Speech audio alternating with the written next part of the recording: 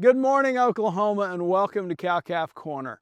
Our topic this week is beef demand. And it's interesting, we have been through a really good phase of the cattle cycle as we have experienced lower cow inventories, low calf supplies, lower inventory of cattle on feed.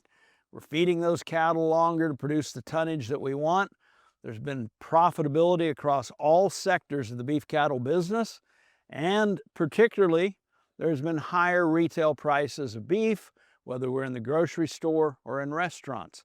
It leads a lot of us in this business to think about this question: at what point will consumers be reluctant to continue to purchase our product as it becomes more expensive?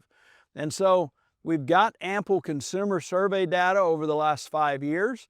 We've got a meat demand monitor that we can take a look at, and we talk about that a little bit this week. The good news story that we have is if we take a look from March 2025 to March of 2026, we saw over a 19% increase in the value or price of beef at retail.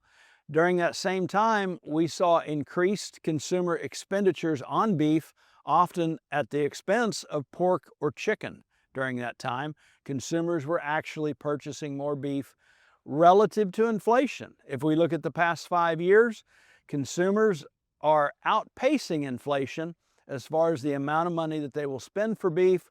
A quick example, a few years ago, that point of willingness to pay for ground beef at retail was a little over $7. Most recently, it's over $9 a pound that consumers are willing to pay for ground beef. A good news story there. Our demand continues to be resilient and very strong. That same consumer survey data tells us that over 85% of American consumers identify as regularly eating meat. If we just look in the state of Oklahoma, Oklahoma is one of the leading states as far as that percentage of consumers who actually declare themselves as meat eaters and regularly consuming beef or meat products.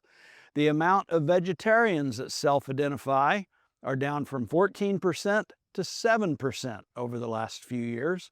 And if we take a look at GLP-1 users, they are less sensitive to the price of beef.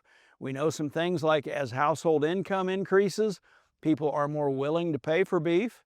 And for perspective, on average, right now we work about 13 minutes to pay for 1 pound of beef at retail in this country. For comparison, we work about 100 days a year to pay our annual tax bill. That's including federal, state, and local income taxes. So again, consumer demand for beef is strong and very resilient. A final thought relative to our supply of beef: we know that over the last few years, due to a lot of factors, that we are seeing a higher percentage of our weekly harvest mixed grade prime. We are producing a better quality product than we ever have before. Even though inventories are low, there is a better mix of higher quality beef available in the marketplace. It is apparent consumers are more able to try this product, more able to find this product, and they're willing to pay for it for the eating satisfaction that comes from the product. And if we look back at that consumer survey data, eating satisfaction and great taste, as well as health and dietary concerns, are two primary drivers that work to beef's advantage as far as consumer demand. Hope you find this interesting, and as always, thanks for joining us on Cow-Calf Corner.